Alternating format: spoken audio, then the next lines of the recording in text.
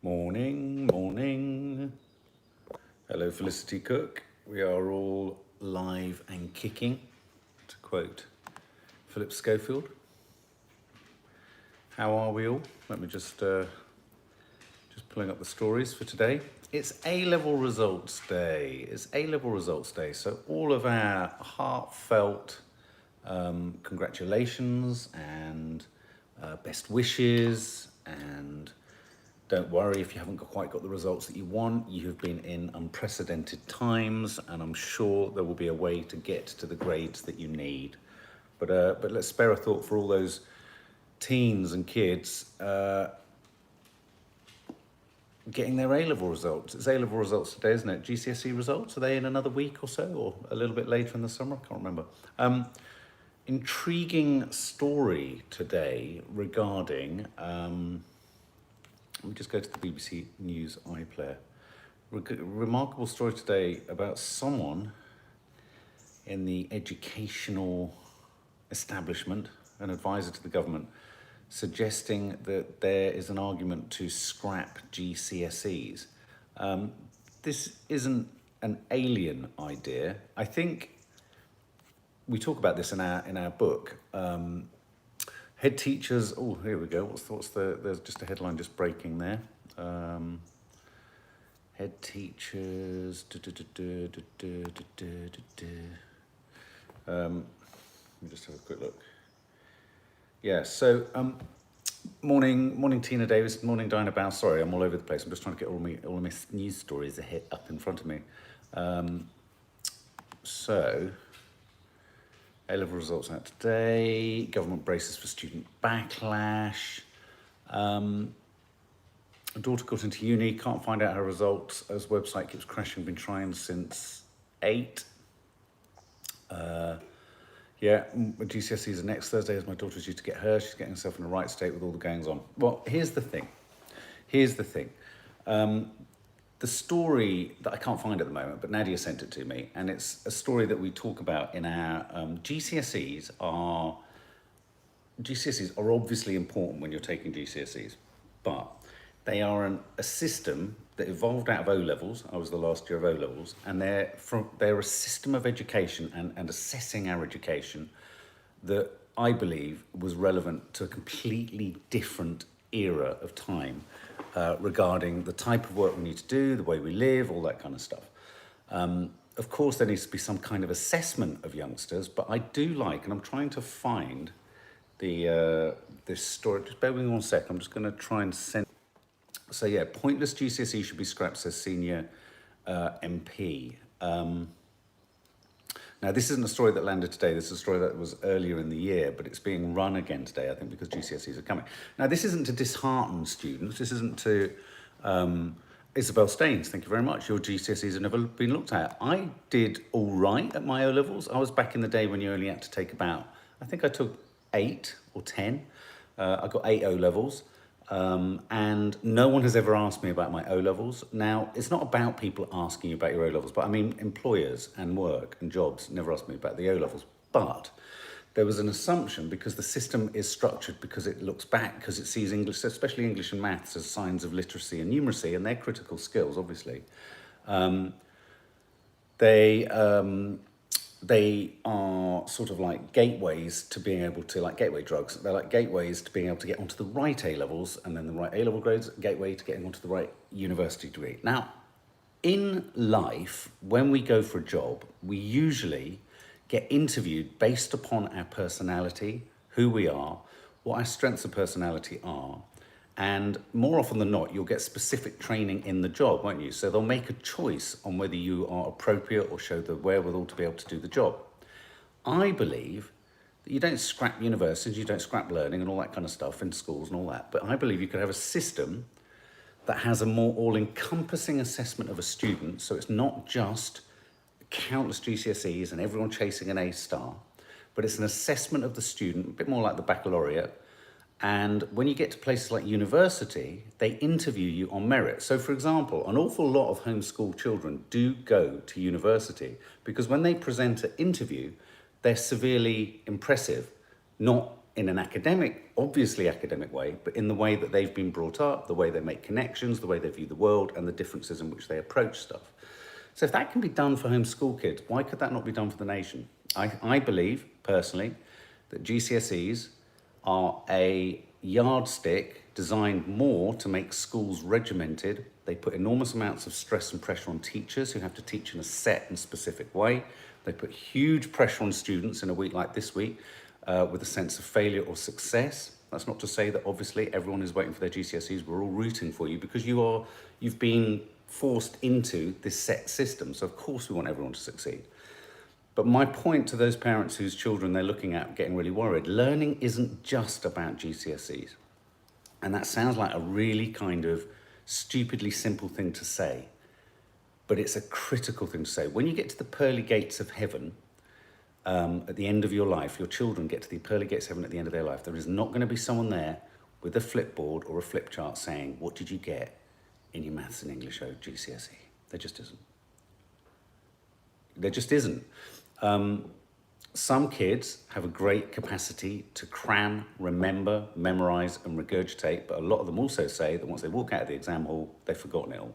Is that learning? No, that's called passing a GCSE. There's a skill to passing a GCSE.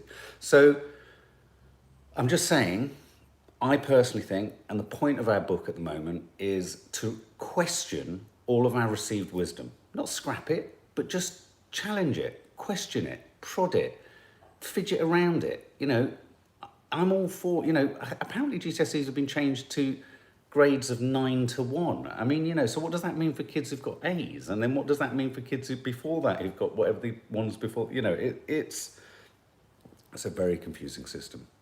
GCSEs, Jodie, are a test of how good you are at memorizing textbooks. Absolutely. It's not actually fundamentally about whether your child has taken in the meaning of a book, can apply mathematics to real life, understands why inhaling bleach is a terrible thing. Do you know what I mean? It doesn't necessarily fundamentally teach your child stuff that they will remember. It allows them to pass GCSEs. Now, of course, there's a reason that the government want this, is because they want a system that's just one size fits all for everyone. Well, surely, I mean, when we talk about countries like North Korea and we talk about the fact that they're all brainwashed and they all have a regimented sort of approach to society, do we not, in a sense, do something similar with an education system where we all get hysterical if we even for a minute suggest that we question it or look at the edges of it? Now, this chap was suggesting that we need to embrace more vocational skills, entirely agree. The scrapping of polytechnics was an absolute travesty. I think in the workplace, robotics and AI are taking over. I think you need to gear a lot more learning towards coding and electronic and jobs that will need to come. If you want to measure literacy skills and you were to scrap, I'm not saying you scrap GCSEs in English, I think literacy, numeracy, here's the thing. Literacy and numeracy, Heather, are critically important things that need to be measured and you need to ensure, but rather than measuring how high you go, you need to measure and ensure that you're not falling beneath a level. And that's the difference. I also think that alongside literacy and numeracy, so too creativity should be placed on an equal footing, as Ken Robinson, the governmental, ex-advisor to the government, who has been knighted and written books about this, as he says, creativity to any human being is as crucial as literacy and numeracy.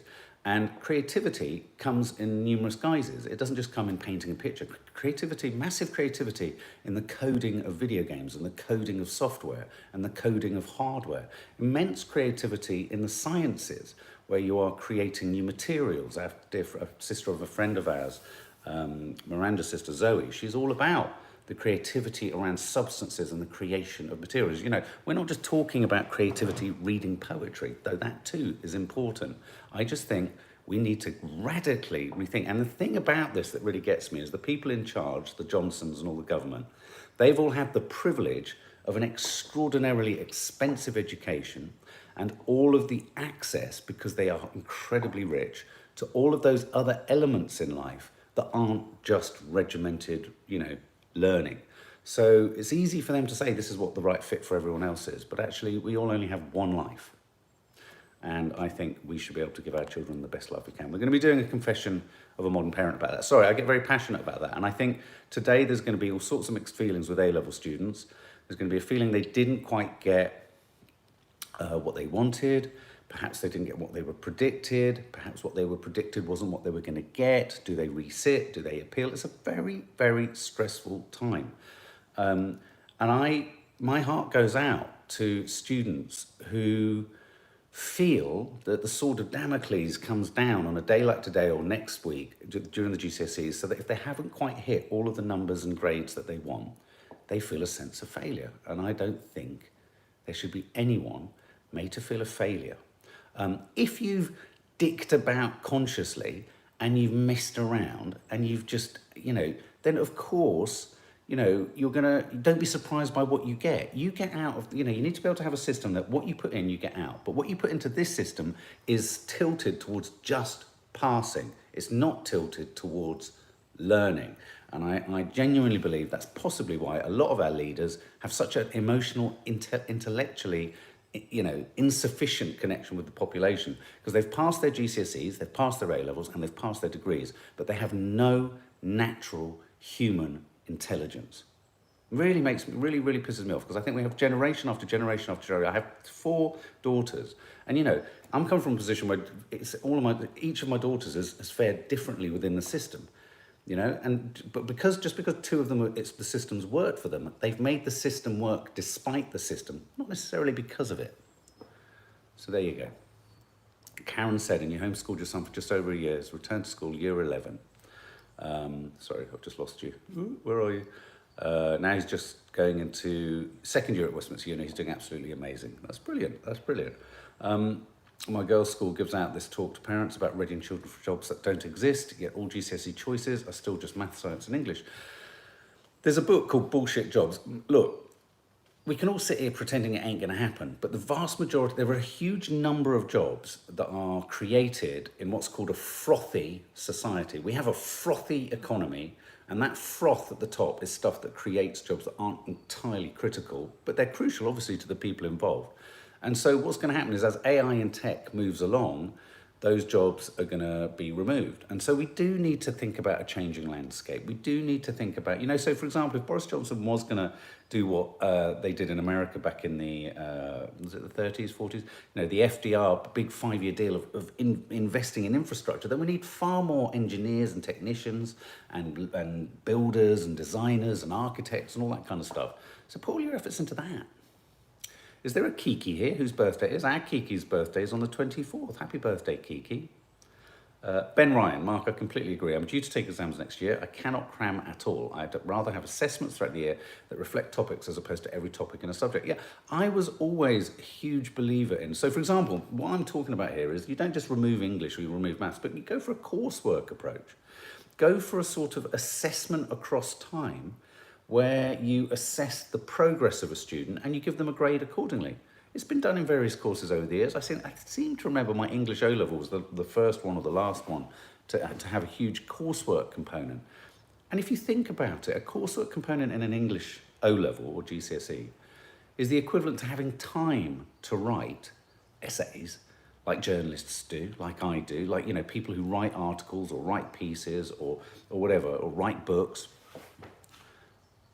We're not, when I delivered the manuscript for our book, I wasn't graded. I was given time to do it. Do you see what I mean? And then I worked with the editor through sections that, needed a bit of work on them. Why not do the same with students? And why not at the end of that year, rather than that horrendous exam moment? What is it with this? It's like, it is a Victorian hangover. I'm telling you now, we are simply doing it. It's societal amnesia. We're doing it simply because we do it. Chinio, cheerio, chon chon. That's my saying on the matter. Having a coffee. Yeah, thank you, Tina. Do order our book. And I'm not even saying it. You know what? The book, I've ordered the book for myself, even though we get sent a few copies, because I want to be reminded of what I've written. We write a lot of kind of this stuff around mine and Nadia's individual testimonies of how we've gone through things. But I genuinely wrote the book to take the heat out of, having been educated up to PhD level. I wanted to take the pressure and the stress and the lies that are promoted, not by teachers, but by a system imposed upon teachers and students.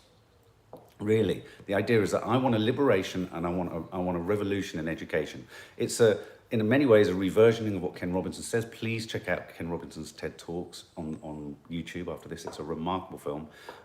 It's a remarkable lecture, only 15 minutes, but it tells you everything you need to know. It just takes your approach to education and just does that. You know, like those snow globes, just turns it round, and that's all you need to do.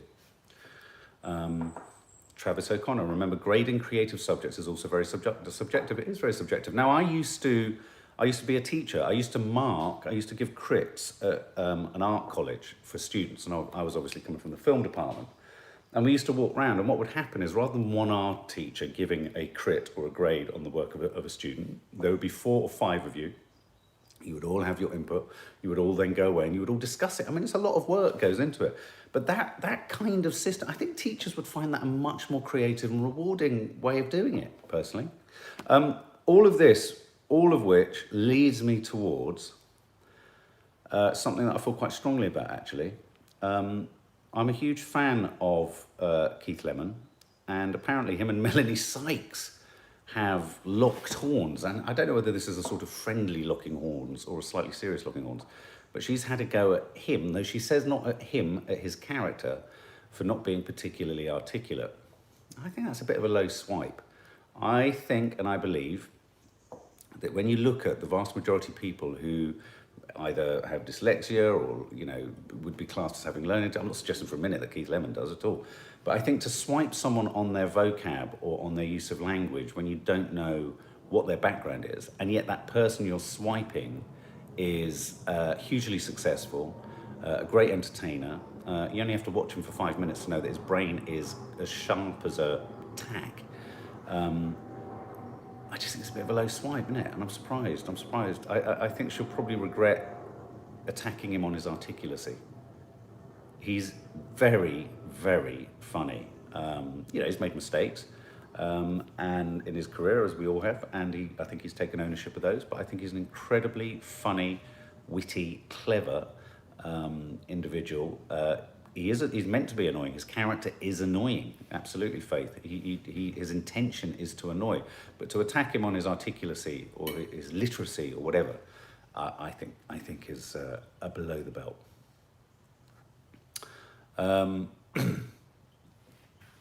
Oh, lots of love there for Keith Floyd. So Miss Montrisha, Maddie is, because she's in the performing arts, she's evaluated by the various teachers that she's worked with. So she's done all sorts of courses at the Guildhall. She's going to be joining a course, or was due to be joining a course in January. Her assessment, interestingly, comes from the strength of her performance and the variety of her extracurricular activities. So when she goes for interview, or when she goes for an audition for any of her courses, she will be assessed based on the work that she's done previously. She'll be based on an audition. Obviously, she'll be probably given a short literacy test, but you know, we know she's absolutely good at that. We've been making sure that she sits alongside, and she's been following the English O-level and sometimes A-level syllabus. So we know she's literate. We know she's numerate. I think a vast majority of people who've got maths O-level and GCSE are unable to count money in a shop. So I think numeracy is always a kind of quite a subjective thing. So Maddie's plan B is that she goes into the performing arts. So she's kept her singing, her music, and her acting and performing arts. And she, so she's, you know, a lot of people elect to go into the performing arts. If you were to ask any actor, do they have a plan B? Their plan B is usually find jobs to support their passion. And we're the kind of family that will support her in supporting her pursue her passion. So there you go. You know, plan Bs and all that kind of stuff. You know, when I wanted to head into television as a cameraman, I obviously ended up as a director, but I went in via editing. I didn't, you know. So in terms of plan Bs, what is the plan B? What is plan A? You could have a plan A and a plan B and still end up working in a shop. I think as long as you've got no hierarchy about the jobs you need to do to fix or you know, plug gaps in your career, you know, it's like go to LA. The vast majority of actors are waiters. You know, so plan A, plan B, plan C, plan D, plan E, plan F. We're all on various plans, and I think measuring things in quite a sort of limited way doesn't help children either. I think when you have children, you're trying to kind of encourage them to follow a dream. Try and make your hobby or your passion your work. Obviously, if you can't, you will go, You have to have a non-elitist or, mollycoddled approach to any kind of work. She's desperate to work in a shop. She's desperate to work in a restaurant. She's desperate, both of them love the idea of working in cafes. And, so we've never brought them up with any hostility or sense of hierarchy to any job. Throughout lockdown, we and they have been championing supermarket workers, bus drivers, you name it. They see every job as a means to an end. And they also know that every job is worth pursuing and worth pursuing at the top of its game. So when it comes to plan A's, plan B's and plan C's, I just wanted to pursue her plan, which is to pursue her ambition. Now, of course, as any parent knows, she's probably going to get to a point where maybe that will work, maybe that won't work. And you recalibrate and you regroup and you rethink. And the great thing is, whoever asked about plan B, is you can re-educate, you can re-qualify, you can relearn. The idea that it all has to happen in one moment, in 2 years, at a certain age when you haven't got a clue what you're doing, is ludicrous. That's my point. There you go. I didn't, I was lucky. When I was 13, 14, I was a bit like Maddie. I knew absolutely what I wanted to do. And I'm still pursuing it. And, I'm trying to get a feature film off the ground. I'm trying to get shorts made and da-da-da. I never stop following your dream. What is the bloody point? What is the bloody point otherwise? Eh? And of course, it's about furnishing yourself with the abilities to get there, and you have to do other stuff to get there. So, we just can't be limited by this, plan, in a sense, that plan B question is the manifestation of the problem itself. I'm not having a go at the person who asked it, it's a fair question. But do you know what I mean? That question is what adults ask children. What's your plan? Adults only want to be able to ask children very limited questions. Where you go to college? What did you get in your GCSEs? What's the plan? Fuck the plan. The plan is to live my life to the fullest. And that means, at times, I'm going to go bouncing off the wrong decision. My plan, we encourage the girls, is aspire and sometimes fail. It's fine to fail. Only in failure is success. So there you go. Melissa answer, I needed to hear this, thanks. Yeah, and I'm saying this because I don't want kids sitting there who don't get their GCSEs with the parent going, what's plan B? Sort plan B. You know what? If you don't get the GCSE results you want, head to the park, go somewhere, get a Morley's chicken. Just do something. Just forget it for a minute, because nothing needs to be done now. Nothing needs to be done now. And if you don't get the grades that you want, I genuinely believe, because we all have to move forward in our lives and make new decisions, it will be the reason the next thing happens. Of course it will, because you'll have to go on and do something else. All are Rose Rivers. You learn from failure. Take failure not as a negative, take it as a positive.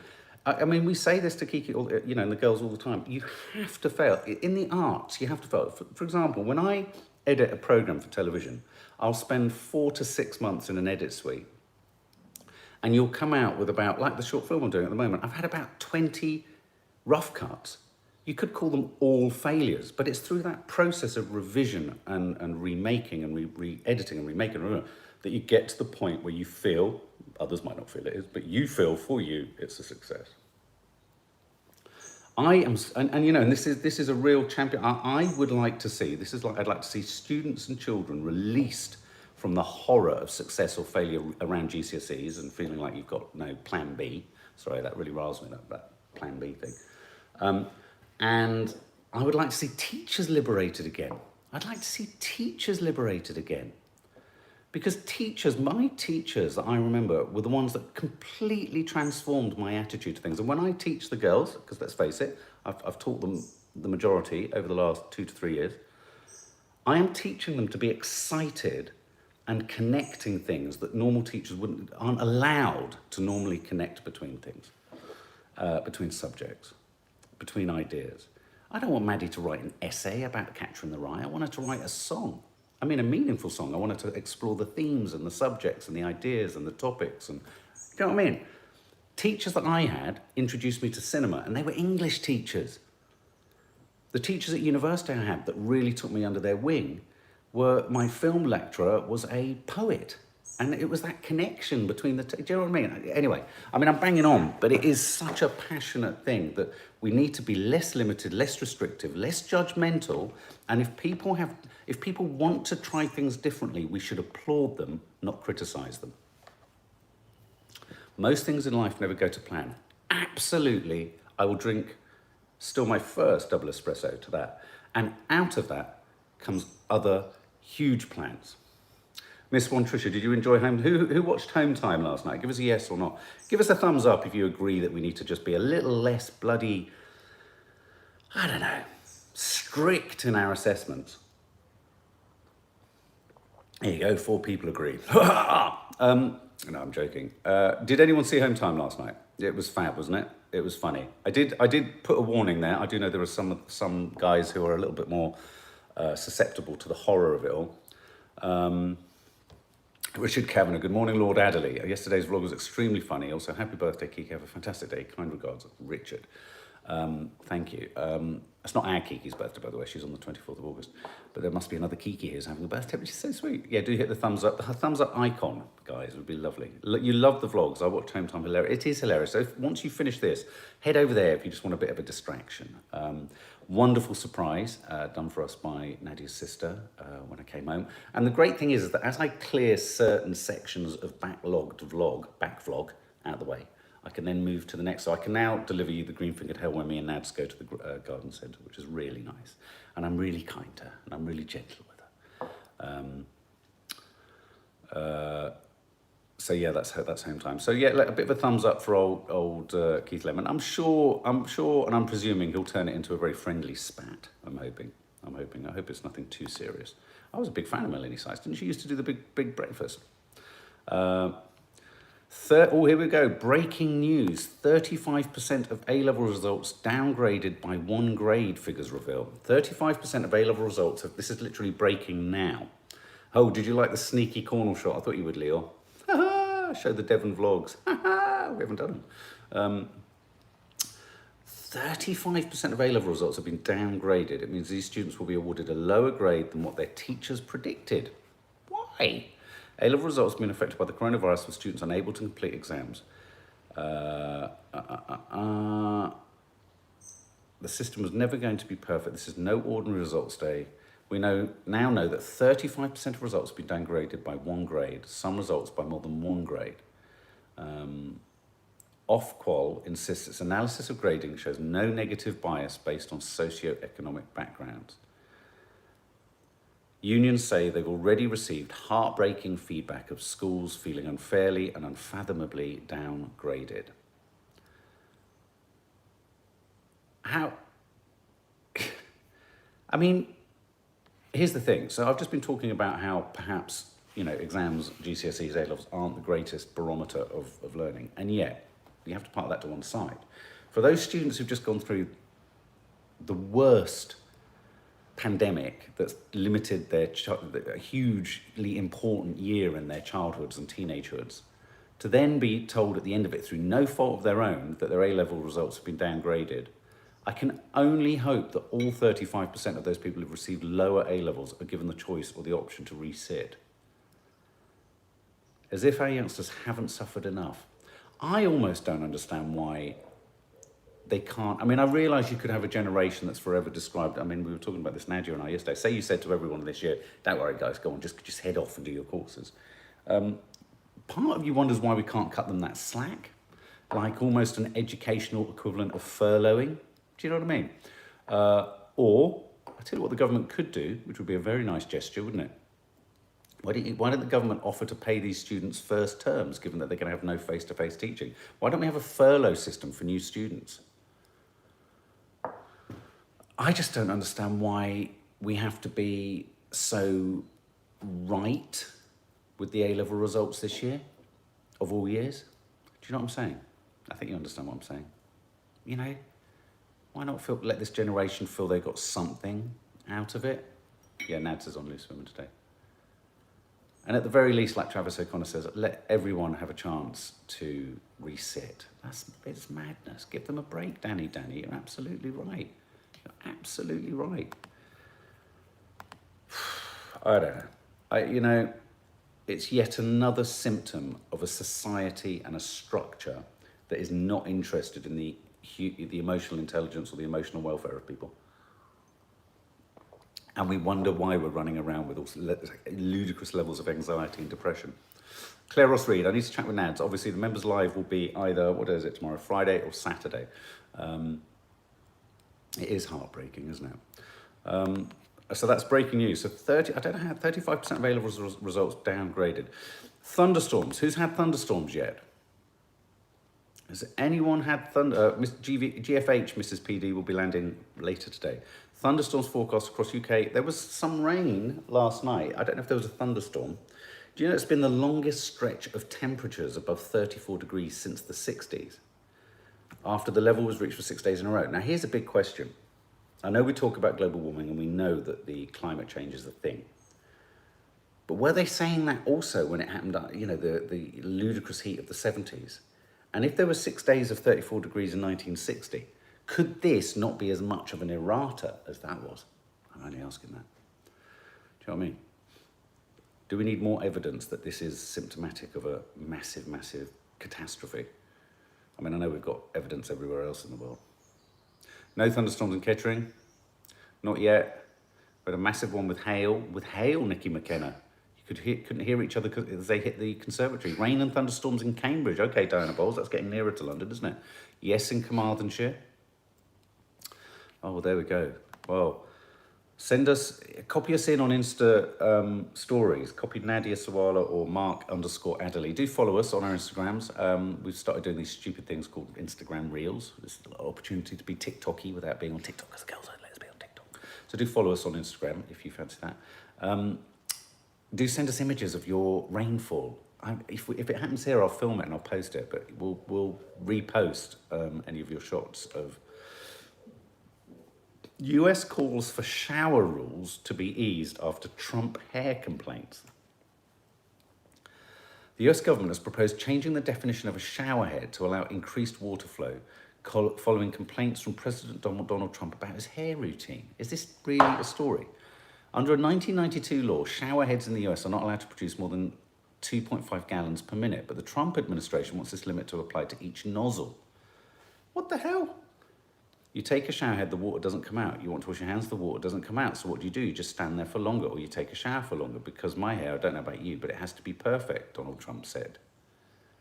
How funny. If the president needs help finding a good shower, we can point into some... So Donald Trump wants a new shower. This is actually #1 trending, and there's a photo of Donald Trump's coiffured hair floating off. Water shortage in America, and he wants a shower that fires water more rapidly. That's quite a story. That's #1. That is a #1 trending news story. Trump makes complaints about the speed at which water comes out of shower heads to clean his hair.